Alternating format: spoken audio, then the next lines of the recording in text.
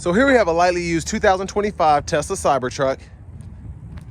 Comes in that standard stainless steel. We have that black vegan leather interior, an electric motor on each axle. Powertrain consists of those two electric motors, giving us 593 horsepower, 525 pound-feet of torque, and a little over 6,800 miles on this one in particular. As we come around to the front end here, we do get that LED light bar, and then we have the LED headlamps down below. So that light bar is kind of like your daytime running lights, and I just have them off right now. But the truck's really grown on me over the years. It's an interesting look, but the more you look at it, the more you're like, you know, I get the usability of it. I like the truck. The overall hype, not necessarily sure about that, but in general, it's a usable truck. Down here, these are gonna be 20-inch wheels. The aero caps are off of these. They're in the bed of the truck, but I actually like this look here, taking those off. Get past the keyless entry, all four doors. And then to the door panel here, one touch up and down windows on all four doors. Power releases here for the door, and then if you're stuck, you can manually open it right here. Really like the pedals. But here's the power driver's seat with four-way power lumbar support. And I want to give a huge thanks to Auto Collection of Murfreesboro and AutoPro Nashville for allowing me to review this truck today.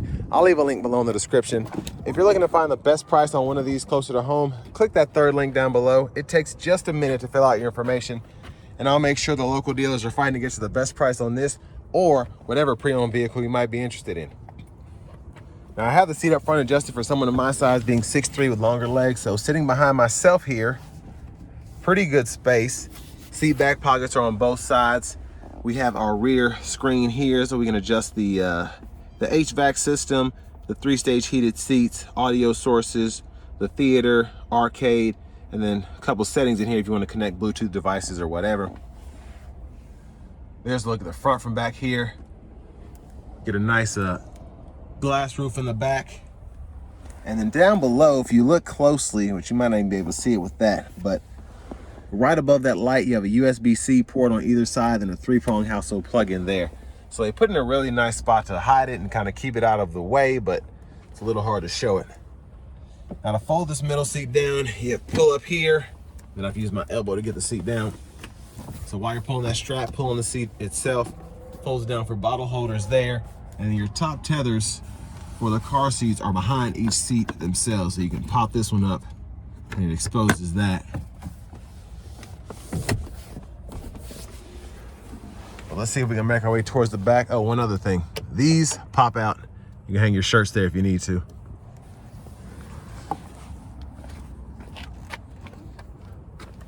And then you can also pull this, and when you pull that, it releases this bottom, and then it gives you a bit more space underneath the seat. And then you can just kind of lock it back in. Now, as we come around to the back end, we do get the LED tail lamps as well. And there's a look at the truck from the back. And then we can lower the tailgate there, and then also control the tonneau cover. And I like that you can kind of move it where you want to. So if you just don't want to see the back, you can do that. And if you want to cover the whole thing up, you can do that as well. And nice bright lights on either side. I feel like I'm in like a Tron film or something like that when I do that. But I mean, pretty good space in here. And you can lift this up, have a bit more storage underneath there as well.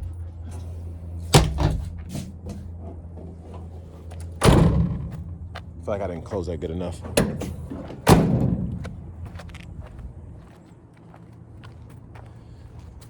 Now to this rear passenger seat, just gonna take a look from over here. Your lower anchors for the car seats, poking out right there. But the more I kind of get a feel for this truck, the more I realize how practical it is. That lower kind of cooler section in the bed of the truck is great if you want to take your lunch to work or something like that. You don't have to get another cooler, just put some ice in it. Then down here, 4-way lumbar support, power seat for the front passenger. And then we do have a glove box in here. I'm going to show you that if I can get to it. Here we go. So that pops out. And I like that you have a tray here if you want to put change or something like that than a more traditional glove box. And I guess while I'm over here, let me open the front.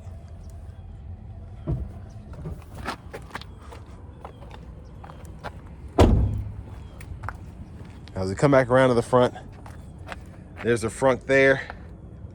Windshield washer fluid goes right here.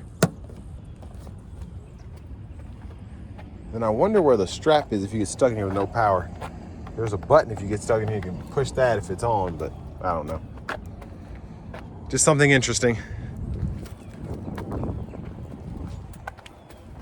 Now I have to close that so I can show you the blinkers. All right, there we go. See, I really like the Cybertrucks because you don't have to hold the front button down like you do in most every other vehicle that has one. No blinker showing up, I think it cut off. Oh yeah, that's why. Shouldn't have done that. So if we can get this going, okay. So there's the blinker right there.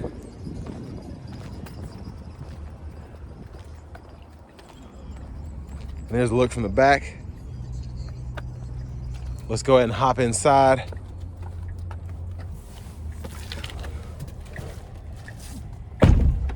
So, nice leather wrap steering wheel here. Again, it's probably vegan leather, but I really like the overall look of it, the symbol and all that. It's just neat. And there's a horn. It's kind of set up with that little guitar sound. But over here, that's kind of your home page where the shifter, you can put in a gear, throw it back for reverse, up for neutral, and then, or up for drive, excuse me, press P for park. And I usually set the neutral up here. You can do that. Hazards up here as well. But this is where you can kind of adjust the ride height, the tailgate, the tonneau cover, the front, all of that. Then you have notifications here. So again, this is the home page. I like how they set this up. It makes a lot of sense. But if you want to go into something else, the nav is here. And then you also have the dash cam. On top of that, you have the camera. So there's a lot that you can do here. Front camera, back camera, curbside view. What you'd expect from a vehicle as technologically advanced as this one. We have Bluetooth, FM, XM, and then we have our apps like Apple Music, Tidal, Spotify, if you want to hook those up. And then you even have YouTube Music, which is, it's nice to have. And then your theaters here, the arcades there. And then you even have the calendar you can hook up and link to. Now all this is kind of like the shortcut page, so I can activate my seats. So you have 3-stage heated cooled seats for the front, climate controls, heated steering wheel, or you can go into this menu here and activate all of that for the climate, windshield de-icer, so on and so forth. And then you can adjust your temperature there. But most of the important stuff, hit this button in the bottom left corner. This is where you can adjust your ride height, the tonneau cover, the electronic child locks, the window locks, whether you're recording in Sentry mode, the mirrors, the steering wheel, all that is power adjustable. Fold the mirrors in, the headlights, you can set that up. So, and then that glove box like we saw earlier. Dynamics here, this changes the drive mode. So comfort, sport, custom, off-road. And then you can kind of fool with the regenerative braking and some of this other stuff. And then for your towing and hauling, all of that. Charging there. The outlets, you can power those on or off and see how much they're actually getting. And it's kind of nice to see where everything is. So you can see you have a thing in the front, some plugs up here. You saw the one I had in the back there. So most of these are pretty well hidden, again, so they're not noticeable. You get that more minimalistic feel. And then autopilot, you can adjust that there. The locks, there's so much you can do here. I'm gonna get down to the important stuff. This is showing you the autopilot computer, full self-driving 4. You have the full self-driving capability on this one. It was paid for through May of 26. So you might wanna get that to save you some money there. And then tire pressure monitors are right there. Now that's pretty much the bulk of these trucks. Obviously, you know, most Teslas, everything's right here, so you're not looking at anything else for the most part. Nice big storage pocket here. I like that you can put a full-fledged backpack here if you want to, and it'll be up and out of the way. And then wireless charging pads here, bottle holders, center console cubby space, and then you have a plug. If you look closely down in there, you really can't see it, but it's right there. The more I look at these, the more I really want to buy one. It's such a practical vehicle, except in its looks and its steering with that four-wheel steering, but you get used to that, honestly. And there's your little vanity mirror. I miss having this. I had a Tesla Model 3, and I'd fold this little thing down and couldn't see nothing, but it was cool anyway. Blinkers are here. And then you have the high beams. And you can see the button. As I push it, it shows up on the animation there. And then we have the scroll bar for volume. And then, turn that off. Right side, wipers, voice recognition, and then all of our cruise. While we're in full self-driving mode, we can use that there. And then here's the package. We have the key cards. Of course, you can hook it up to your phone as well if you want to do that. But let's get to the fun part. Now to take this 2025 Tesla Cybertruck out on the road for a test drive. So starting the test drive in this Cybertruck here, it's quick. It really is. Now for it to be I guess a full-size pickup, it has a bit more zip than you're used to, even with the 6.2 V8s from GM, the EcoBoost V6s from Ford. But I really like this overall. I didn't think I would. I've driven a couple of these before, but actually looking at it from a practical standpoint, this is a pretty solid vehicle. Now the steering takes some getting used to. It's a very kind of short steering radius. You have the four-wheel steering, or turning radius, I guess I should say, but not just for the vehicle itself, but for the steering wheel. You can't really turn it too much without going one way or the other. So I like that about it. Not sure how that changes as you go through the drive modes, but I want to say it doesn't change much. It just, it's a very interesting feel. Once you get used to it, it's like, it's just learning like how to ride a bike, you know? But if you go from this to another car, you might be thinking, whoa, this feels kind of weird. But again, for what you get out of the vehicle itself in terms of the capability, the fun factor and everything, I think it's a small price to pay, if any price to pay. It's just different.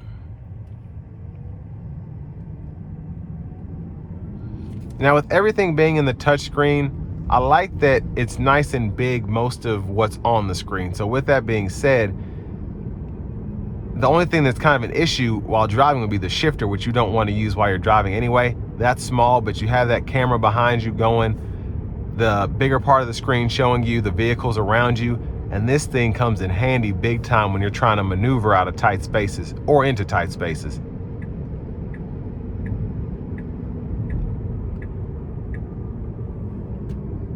We're gonna slow down, have some space behind me.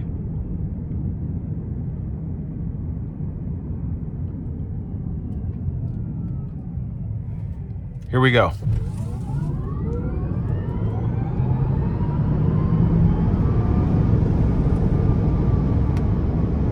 So, I mean, pulls fantastically like you'd expect.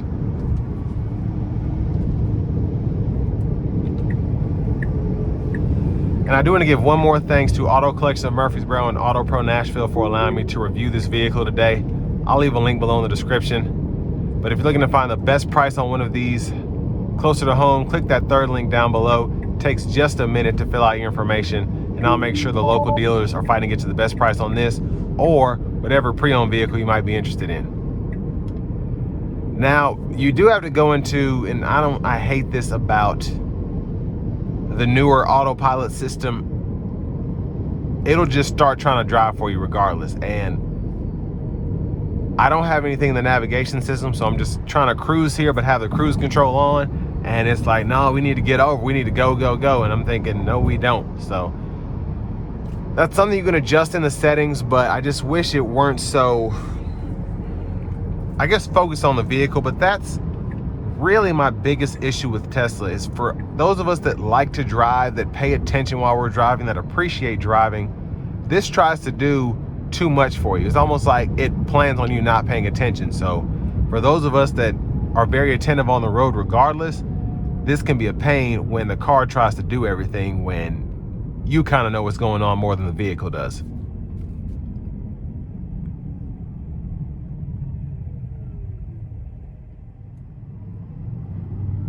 Now, one of the reasons I feel like this is such a great vehicle is, again, if you take away the stigma of EVs, this thing is so practical. It can tow, it can haul. The bed is one of my favorite things because that's where I put most of the stuff. I mean, when I'm using my truck, that's what I use. I use the bed. I don't really like towing. That's just me. I don't have a fifth wheel or like to hook stuff up to the hitch. So just having the bed is good enough for me. And just with how good the safety system is here, being able to see how close I am to the lines at all times and all of that, it makes this an easier pill to swallow if I'm going from a Model 3 to a Cybertruck, because I still want that electric power, the same feeling that I get from any other Tesla that just has the extra usability of a pickup truck. So having that just makes, again, this is just a really solid option for me the more that I've gotten to know the truck, because it's that practical. And then on top of that, I just saw where the Insurance Institute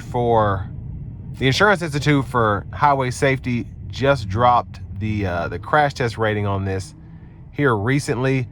We don't have a side test yet, but we do have a moderate overlap test. And the rear passengers, this is one of the few pickup trucks other than I think the Rivian and the Tundra that passes pretty nicely in terms of the new crash test standards. So the new Lightning, or I shouldn't say the new Lightning, but the F-150 Lightning didn't do the best. I don't think the Silverado did the best, but the Cybertruck did a great job protecting the rear occupants in a frontal collision. And that's a big deal for someone like me that has a child and wants to make sure that their kid's protected more than anything. So again, that's just one of the many reasons that I'm thinking about this truck now. But it's a Cybertruck. It's what you expect. If you like it, you like it. If you don't, you won't. So with all that being said, this will bring me to the end of my review of this 2025 Tesla Cybertruck.